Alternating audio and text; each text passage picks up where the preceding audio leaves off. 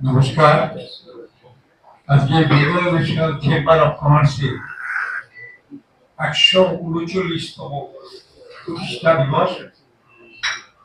আমরা এই ঐতিহ্যবাহী এই বাণিজ্যিক সংগঠনের পক্ষ থেকে আজকে এখানে যারা যারা গুণীজনেরা উপস্থিত আছেন এবং যারা আমাদের বেঙ্গল ন্যাশনাল চেম্বারের সদস্যবৃন্দ এবং যারা আমাদের প্রাক্তন সভাপতি, আজকে ভোট রুমে এতগুলো আপনারা সভাপতি ছবি দেখতে পাচ্ছেন।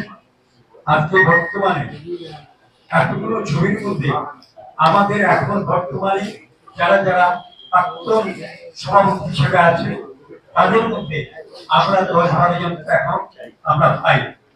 আমাদের এই প্রজন্ম, আমাদের এখানে আমাদের ইন্ডাস্ট্রিয়াল কমিটির স্ট্যান্ডিং কমিটির চেয়ারম্যান প্রথমে এই বেঙ্গল ন্যাশনাল চেম্বার অফ কমার্সকে ঐতিহ্য বাণিজ্যিক সংগঠনের যে একটি ভূমিকা সেটা তুলে ধরেছেন।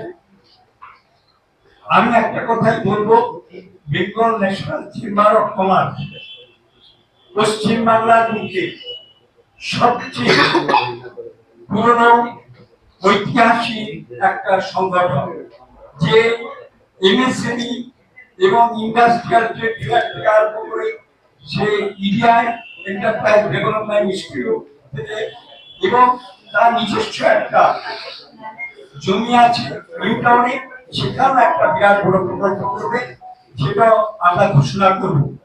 কিন্তু আমাদের এই যে প্রতিষ্ঠান, এই প্রতিষ্ঠান একদিনে বাড়েনি, তিলে তিলে আমাদের যাদের দেখছেন, যারা এক্স প্রেসিডেন্ট এখানে আলোচিত করে আছে, এখানে 4 জন, আমাদের মধ্যে অরুণ চন্দ্র আছেন, সমীর ঘোষ আছেন, বাণী রায় চৌধুরী আছেন, ডক্টর জিবি সরকার আছেন এবং আরো 2-4 জন এরকম প্রেসিডেন্ট আছেন, যারা আমাদের চেম্বারকে এখনো দেখে যাচ্ছেন যে ওনাদের পরের প্রজন্ম কিভাবে চেম্বারকে আরো এগিয়ে নিয়ে যেতে পারে।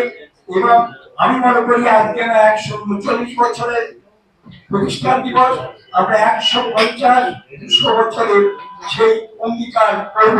তখন এমন একটা সময় আসবে এই চেম্বার আরো বড় রূপে দেখা দেবে।